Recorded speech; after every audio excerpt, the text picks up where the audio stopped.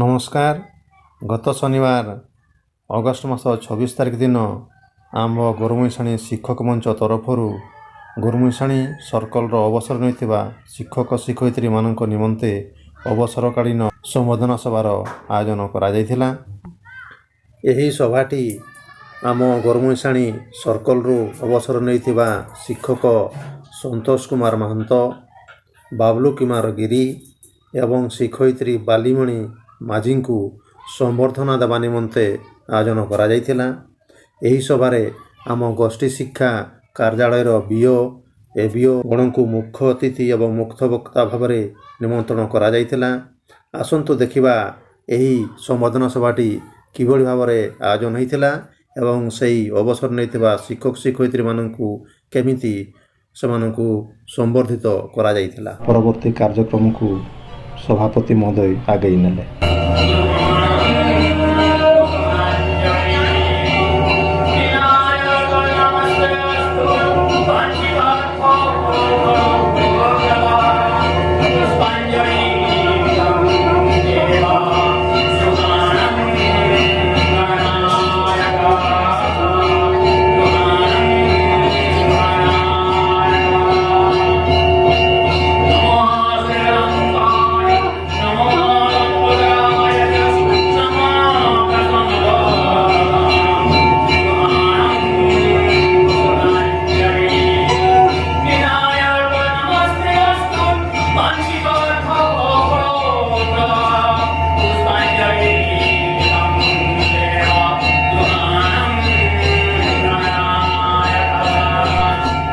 ବର୍ତ୍ତମାନ ଶିକ୍ଷକ ଜିତେନ୍ଦ୍ର ହେମ୍ରମ ଏବଂ ପ୍ରଶାନ୍ତ ଶତପଥୀଙ୍କ ଦ୍ୱାରା ସ୍ୱାଗତ ସଙ୍ଗୀତ ଆରମ୍ଭ କରାଗଲା।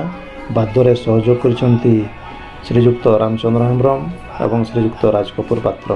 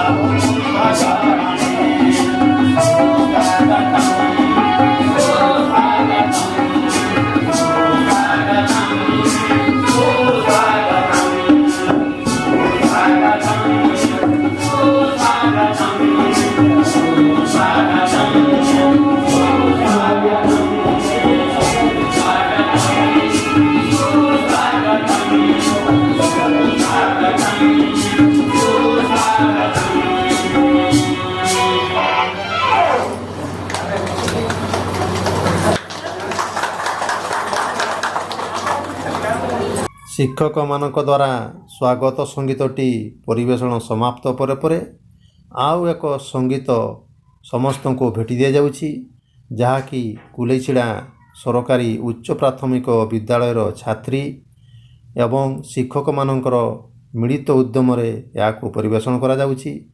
ଅବସର ନେଇଥିବା ଶିକ୍ଷକ ଶିକ୍ଷୟିତ୍ରୀମାନଙ୍କର ପୂର୍ବ ଗୁଣଗାରିମାକୁ ମନେ ପକାଇବାକୁ ଯାଇ ଏହି ସଙ୍ଗୀତଟି ପରିବେଷଣ କରାଯାଉଛି।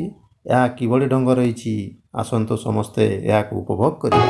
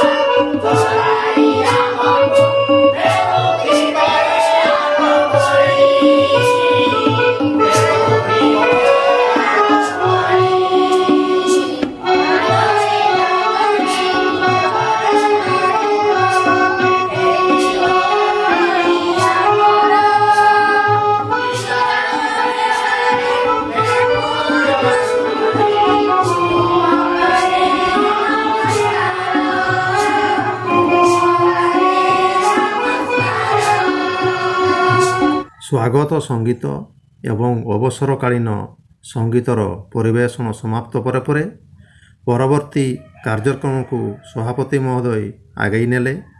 ଏହି କାର୍ଯ୍ୟକ୍ରମରେ ଅବସର ନେଇଥିବା ଶିକ୍ଷକ ଶିକ୍ଷୟିତ୍ରୀ ଏବଂ ନିମନ୍ତ୍ରିତ ହୋଇଥିବା ଅତିଥିବୃନ୍ଦଙ୍କର ଅଭିଭାଷଣ ଏହି ମଞ୍ଚରେ ସେମାନେ ରଖିବାକୁ ଗଲେ।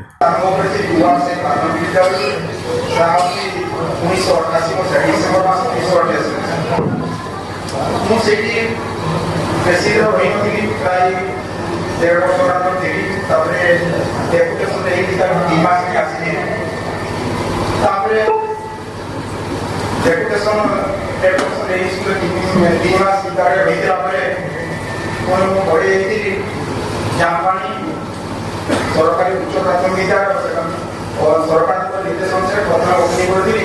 ତ ଆମର ଚାଳିଆ ତେନ୍ତୁଳି ଗଛ ଏବଂ ଚାଳିଆରେ ସେ ସ୍କୁଲ ଆରମ୍ଭ କରିଥିଲି। ସେଇ ଆରମ୍ଭ ଭିତରେ ସେମାନେ ଗତ ଇଏରେ ସେ ଏକ୍ସପାର୍ଟ କରିଗଲେ। 2 ମାସ ହେଲା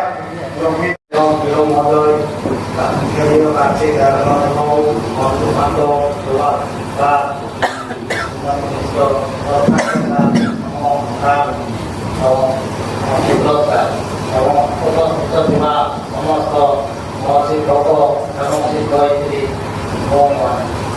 ଆଜି ସମର୍ଥନ ସଭା ଆରମ୍ଭ ହୋଇଛି। ଆରମ୍ଭରୁ ସେ ମୋର ଚାକିରି କାଳ ଆରମ୍ଭ ହେବ, ଆରମ୍ଭ ହେଲେ ଶେଷ ବି ହେବ। ସେଥିପାଇଁ ମନ ଦୁଃଖ ମୁଁ ବିଶେଷ କହୁ ନାହିଁ। ମୋର ଚାକିରି କାଳ ଆରମ୍ଭ କରିଥିଲି 27/11/1998 ଧରାବେଡ଼ା ପ୍ରାଥମିକ ବିଦ୍ୟାଳୟ। ତ ସେଠି ଡେପୁଟେସନ୍ ଥିଲେ ଆମର ପ୍ରଧାନ ସାହେବ।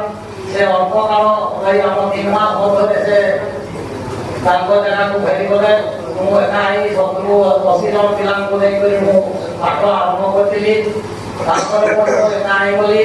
ଏକା ହେଲା ପରେ ଦୀର୍ଘ 6 ମାସ ପର୍ଯ୍ୟନ୍ତ ମୁଁ ଉକ୍ତ ବିଦ୍ୟାଳୟରେ ଅତି ହଇରାଣ ମାନେ ଦୁଃଖ ପ୍ରକାଶ କରୁଥିଲି ଯେ ଏକା 70-80 ଜଣ ପିଲାଙ୍କୁ କେମିତି ସମ୍ଭାଳିବି।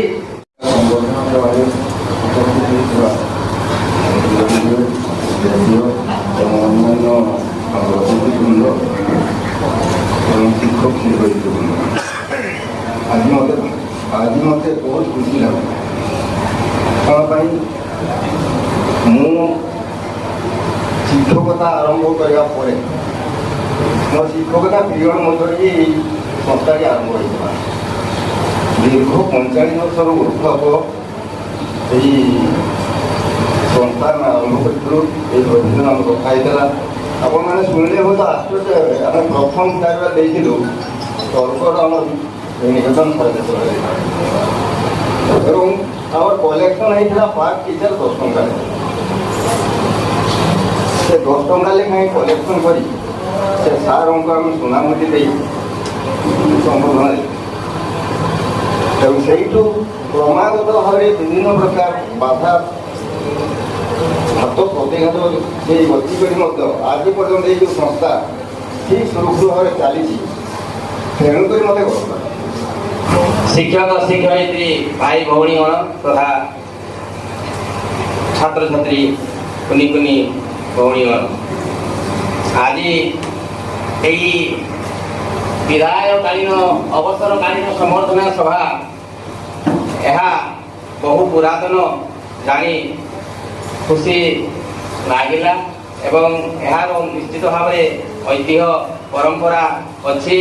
ଏବଂ ବୁଝୁଥିଲି ଏଇ ଆମ ସାଙ୍ଗରେ ସାଥୀ ହୋଇ ତାଲିମ ନେଇଥିବା ଆମର ପ୍ରଭାସ ଚନ୍ଦ୍ର ଗିରି ପ୍ରଲ୍କ ତାଙ୍କର ଜେଜେବାପାଙ୍କ ସମୟରୁ ଏହି ମାନେ ଅନୁଷ୍ଠାନ ଆରମ୍ଭ ହେଇଛି ଏବଂ ଏଥିରେ ସମସ୍ତଙ୍କର ମାନେ ଭାଗିଦାରୀ ଅଛି ବା ଶିକ୍ଷକ ବିଶେଷ କରି ଶିକ୍ଷକ ଶିକ୍ଷୟିତ୍ରୀ ଭାଇ ଭଉଣୀମାନଙ୍କର ଅକୁଣ୍ଠ ସାହାଯ୍ୟ ସହଯୋଗ ଇତ୍ୟାଦିରେ ଆମର ବିଦାୟୀ ଶିକ୍ଷକ ଭାଇ ଭଉଣୀ ବନ୍ଧୁମାନଙ୍କୁ ଯେଉଁ ସମ୍ବର୍ଦ୍ଧନା ଦେବାର ବ୍ୟବସ୍ଥା ରହିଛି ତାହା ଅତି ଉଚ୍ଚ କୋଟିର। এই শিক্ষক মন্ত্রীকে ମୁଁ ଶତ ଶତ ଧନ୍ୟବାଦ ଏବଂ ପ୍ରଣାମ ଜଣାଉଛି। ଆଜିର ସାମ୍ବାଦିକ ସୁବ୍ରତ ବାବୁ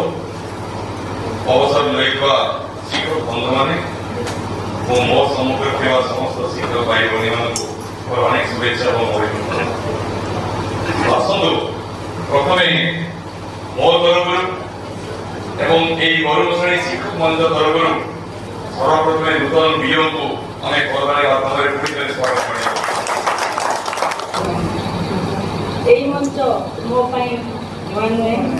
ଏଠି ମୁଁ ଶିକ୍ଷକ ଭାବରେ ମଧ୍ୟ ଅନେକ ସାର୍ଙ୍କୁ ଏହି ଅବସରକାଳୀନ ସମ୍ବର୍ଦ୍ଧନା ଜ୍ଞାପନ କରିଛି ଏବଂ ଆଜି ମଞ୍ଚର ଅତିଥି ଶାସନରେ ବସିଛି।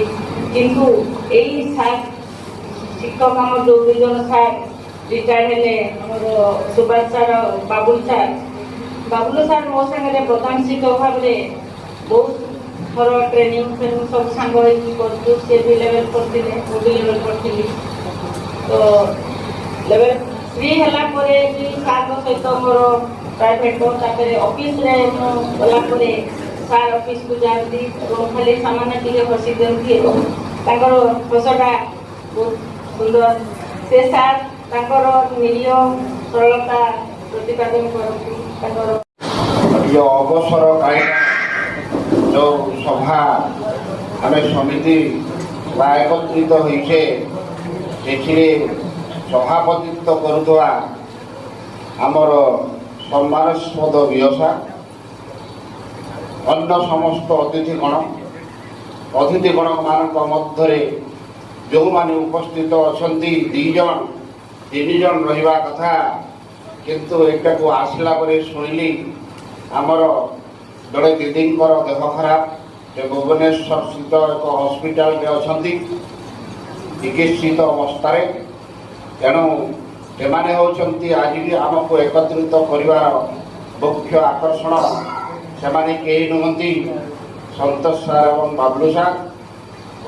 ସେମାନେ ନିଶ୍ଚିତ ଭାବରେ ଆଶା ରଖିବା ପ୍ରଭୁ ଜଗନ୍ନାଥଙ୍କ ନିକଟରେ ମୋର ଅନେକ ପ୍ରଣିପାତ, ତାଙ୍କର ଜୀବନ ସବୁବେଳେ ସୁସ୍ଥ ରଖନ୍ତୁ।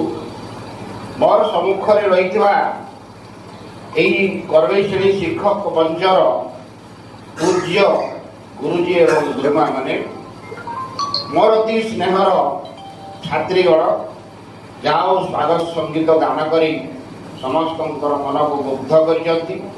ସେଥିରେ ଯେଉଁମାନେ ସହଯୋଗ କରିଛନ୍ତି ତାଙ୍କୁ ମଧ୍ୟ ଅନେକ ଧନ୍ୟବାଦ। ଏ ସଭାକୁ ଯେତେବେଳେ ଆସେ ଦେଖିବା ପାଇଁ ପାଏ ଆମର ଯେଉଁ ଅତି ପ୍ରିୟ, ମୁଁ ତାକୁ କେବେ ବି ସାମ୍ବାଦିକ ବୋଲି ଭାବେ ନାହିଁ, ଅତି ପରିଚିତ ବା ପ୍ରିୟ ହୋଇଯାଇଛନ୍ତି ଲୋକଟେ।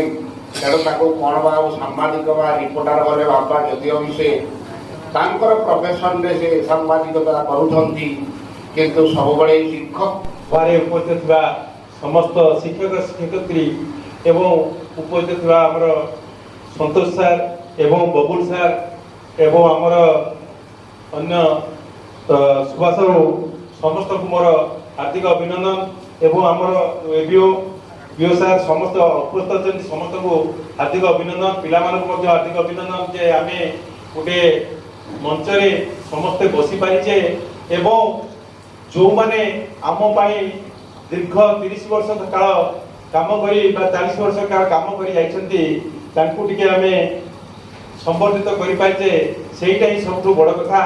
କାହିଁକି ନା ଆମେ ମୁଁ କେତୋଟି ବ୍ଲକ ବୁଲିଲିଣି, ବହୁତ ଜାଗାରେ ବିଭିନ୍ନ ପ୍ରକାର ବିଶୃଙ୍ଖଳା ସୃଷ୍ଟି ହେଲାଣି। କାହିଁକିନା ଏହି ସଂଘ ଆମେ ଯାହା ପାଇଛେ ସଂଘ ପାଇଁ ପାଇଛେ, କିନ୍ତୁ ଆମେ କ'ଣ କରୁଛେ ଆସ୍ତେ ଆସ୍ତେ ସେ ସଂଘକୁ ସବୁ ଭୁଲି ଯାଉଛେ ଏବଂ ସେଇ ଯେଉଁ ପୂର୍ବପୁରୁଷ ବା ଯେଉଁ ଶିକ୍ଷକମାନଙ୍କ ପାଇଁ ଆମେ ଆଜି ଏଠି ପହଞ୍ଚି ପାରିଛେ, ସେମାନଙ୍କୁ ମଧ୍ୟ ଆମେ ଭୁଲି ଯାଉଛେ ଏବଂ ଆମେ ଯଦି ତାଙ୍କୁ ସେଇ ଯେଉଁ ସମ୍ବର୍ଦ୍ଧନାଟି ଦେଲେ, କ'ଣ ଦେଲେ ନଦେଲେ ବଡ଼ କଥା ନୁହେଁ, ତାଙ୍କୁ ଫୁଲଟିଏ ଦେଇକି ସମ୍ବର୍ଦ୍ଧିତ କଲେ ସେ ବହୁତ ଖୁସି ହୁଅନ୍ତି। କାହିଁକି ନା ଚାକିରି କାଳ ଭିତରେ ଶିକ୍ଷକକୁ କେହି କିଛି ଦେଇପାରିବ ନାହିଁ। କେବଳ ଶିକ୍ଷକ ପ୍ରଥମରୁ ଶେଷ ଯାଏ ବୋଧେ ସେ କେବଳ ଗାଳି ଖାଇ ଖାଇ ଆସିଥାଏ।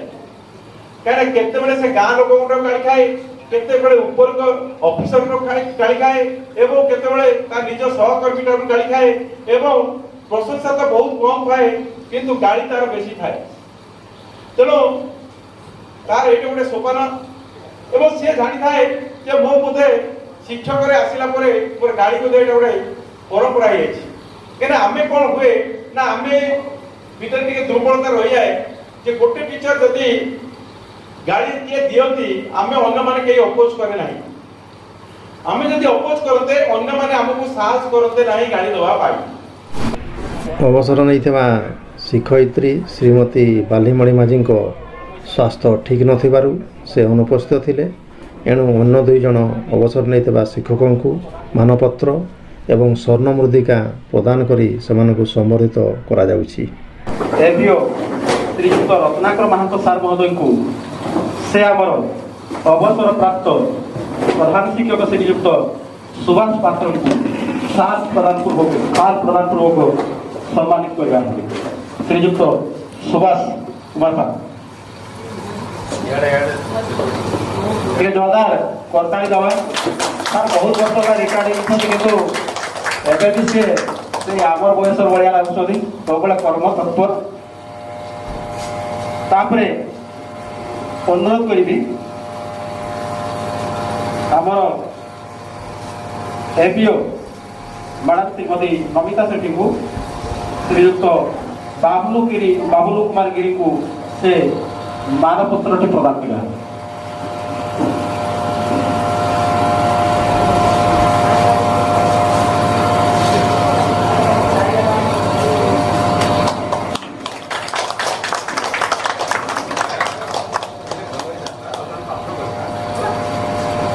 निश्चित सर आप परामर्श आम रखू। प्रकाश साहू के आमर ये मंच सहित जी आजीवन सदस्य भाव में जड़ित श्रीजुक्त गणेश्वर सार सी गोटे प्रतिश्रुति देते मोर जीवन थिबा पर्यंत ए मंच सहित मुझे जड़ित रही और मानपत्रटी जहाँ खर्च हम मु बहन करी तेणु सार बर्तमान सुधा से बहन कर तेणु मंच तरफ सार बहुत बहुत धन्यवाद अर्पण करूँ। बर्तमान से गणेश्वर सार को अनुरोध करुँच संतोष कुमार महांत को मानपत्रटी प्रदान करें।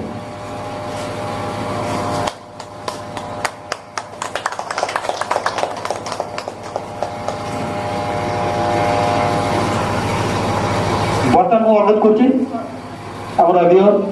श्रीयुक्त कार्तिक चंद्र कारवा महोदय को से बाबुलू कुमार गिरी सार को आमर स्मृति स्वरूप स्वर्ण मुद्रिका प्रदान करवा।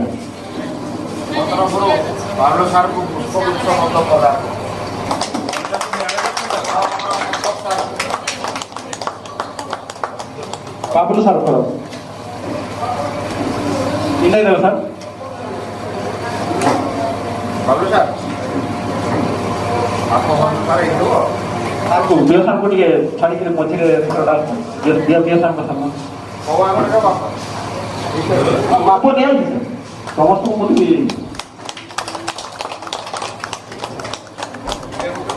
बहुत बहुत धन्यवाद।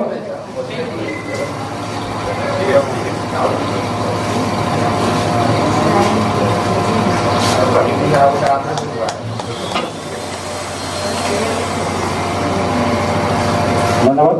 बर्तमान मुझे अनुरोध करी आमर डीएसआर श्रीजुक्त भाग्यरथी महांती सार महोदय को से संतोष कुमार महांत को स्वर्ण मुद्रिका निज हाथ में से पिंधे देवे और स्मृति स्वरूप यहाँ सबुदिन रहा आम अन्न उपहार दिए सहीटा क्षणस्थायी होता कि मंचर परंपरा दृष्टि दीर्घ 51 वर्ष धरी ये स्वर्ण मुद्रिका आम प्रदान कर जी जिते जहाँ भी परामर्श देते आम अक्षर अक्षर पालन करने चेष्टा करूँ।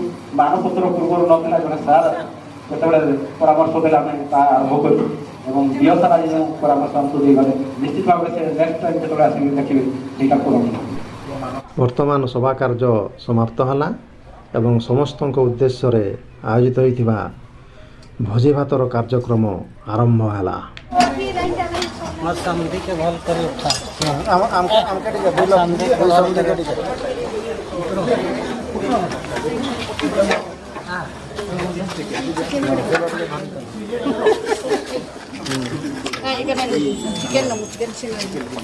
चिकन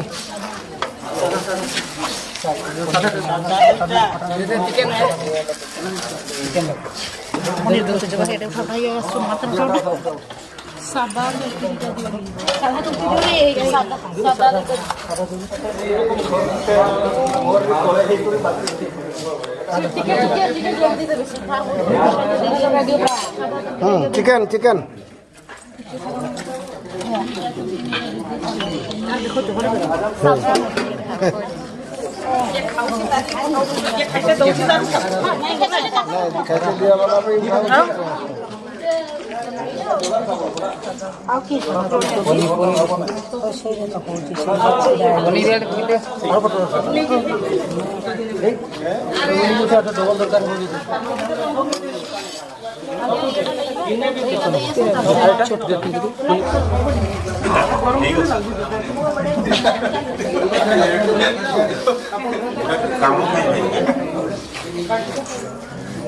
जटा छुआ मारी नहीं जाऊ इसकी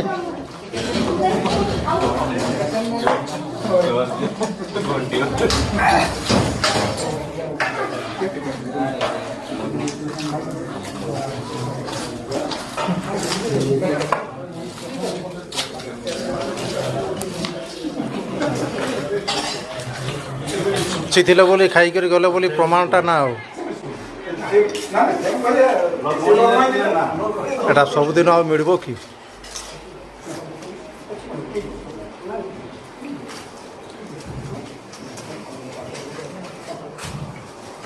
ऑफिसर बुलाए कि कई साल लगे से फैन कर के किसी नंबर बस हां